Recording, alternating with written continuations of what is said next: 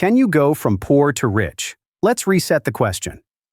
When people talk about getting rich, they usually imagine it happening suddenly, as if one good decision, one opportunity, or one change in circumstances is enough to turn everything around at once.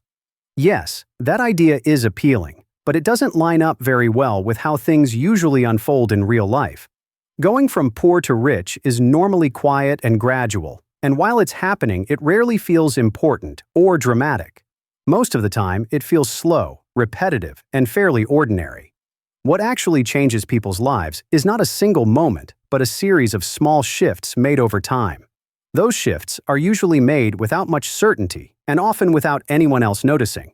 That's what this is about. Not shortcuts, not extremes, just the patterns that tend to show up again and again. Let's talk about how you can make it happen. Part 1. Why most people get this wrong. One of the most common mistakes people make is treating income as the goal. They assume that if they earn more money, everything else will fall into place on its own.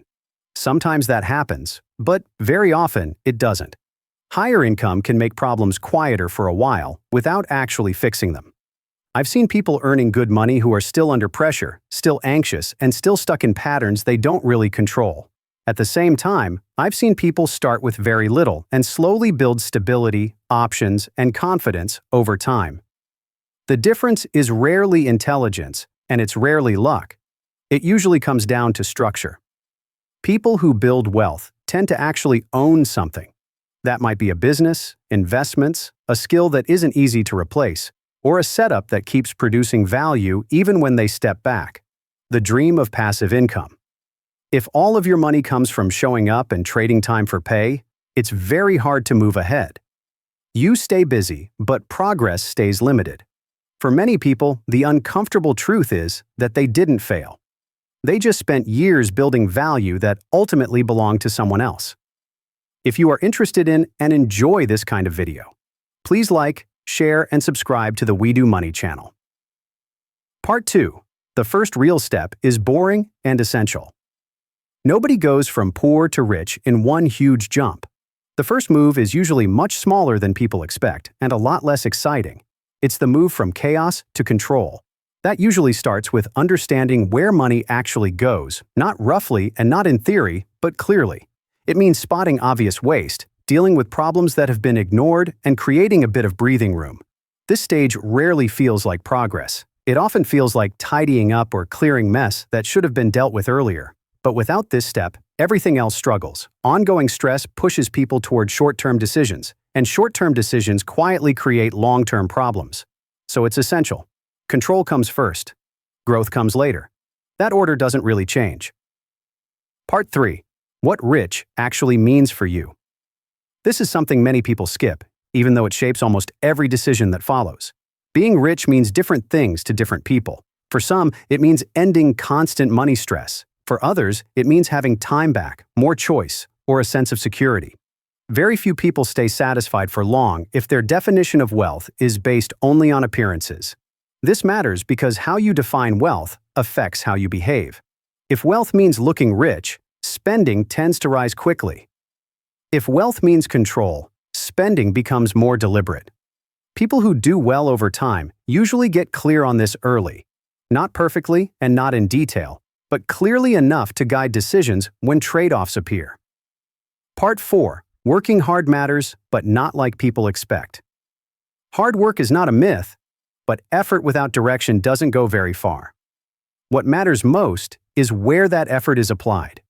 People who move ahead tend to focus on things others overlook, problems that feel uncomfortable, gaps that don't look exciting, work that isn't glamorous but actually creates value. This applies whether someone is employed, self-employed, or building something alongside other commitments. Effort still matters, but it matters far more when today's work makes tomorrow easier, rather than needing to be repeated over and over just to maintain the same position. That difference is easy to miss, but it adds up over time. Part 5. Goals aren't motivation, they're direction.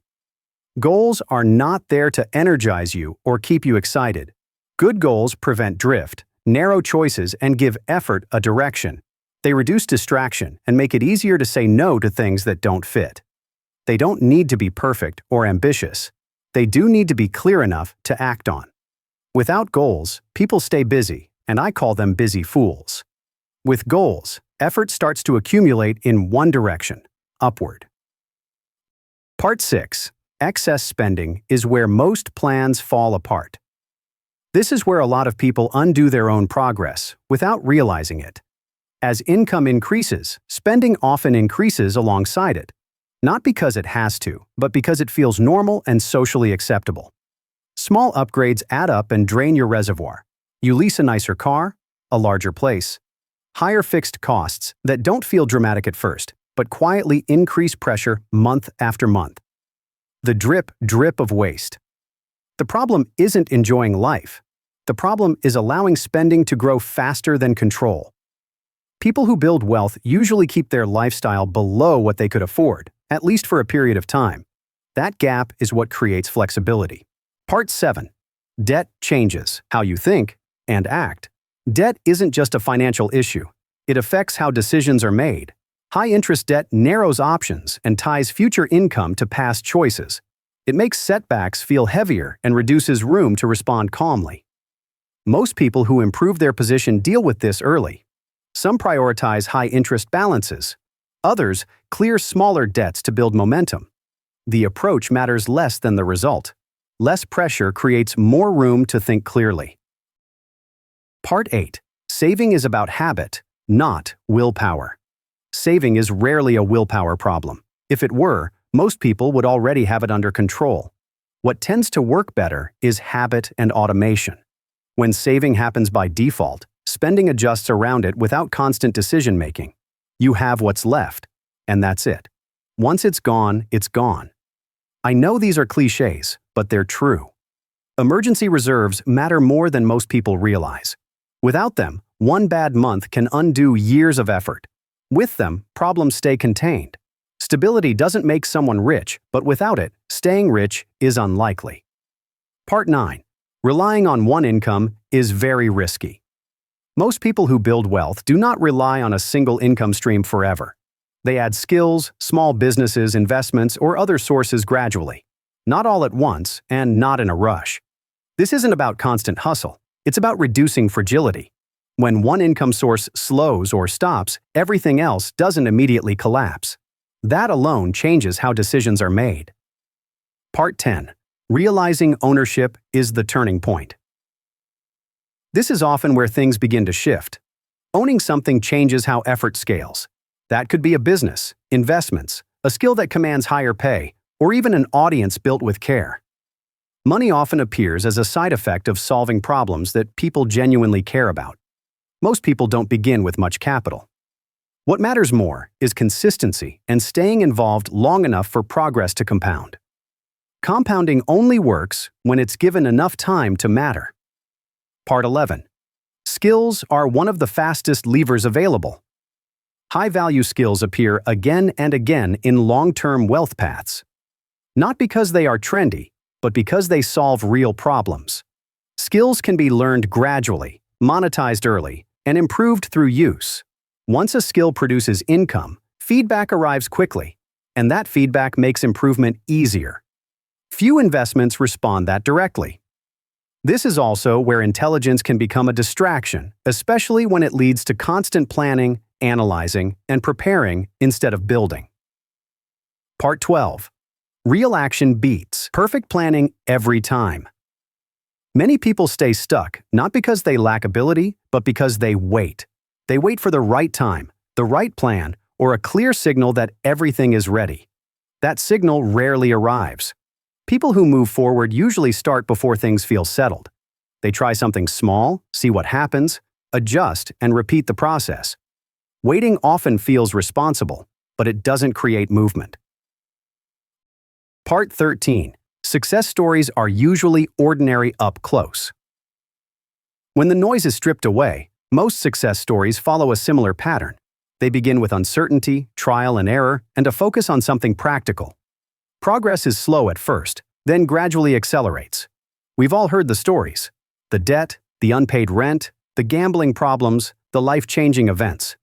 The details differ, but the structure is familiar.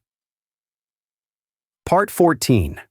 Progress is built through failure and adjustment.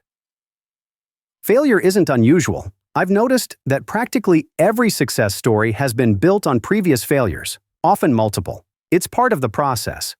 What separates people over time is how they respond to mistakes. Those who move forward treat errors as information and make small adjustments repeatedly, and then keep adjusting. Those small corrections compound quietly, in much the same way money does when it's left alone long enough. Part 15. Final thoughts. Rich is not a moment. Going from poor to rich isn't about luck, shortcuts, or hype. It's about control before growth, ownership rather than appearances, and consistency rather than intensity. The goal isn't burnout or dramatic change. It's steady progress that can be sustained. Most people don't struggle because the path is hidden. They struggle because they expect a moment instead of a process. Once that expectation changes, the next steps become easier to see and easier to take.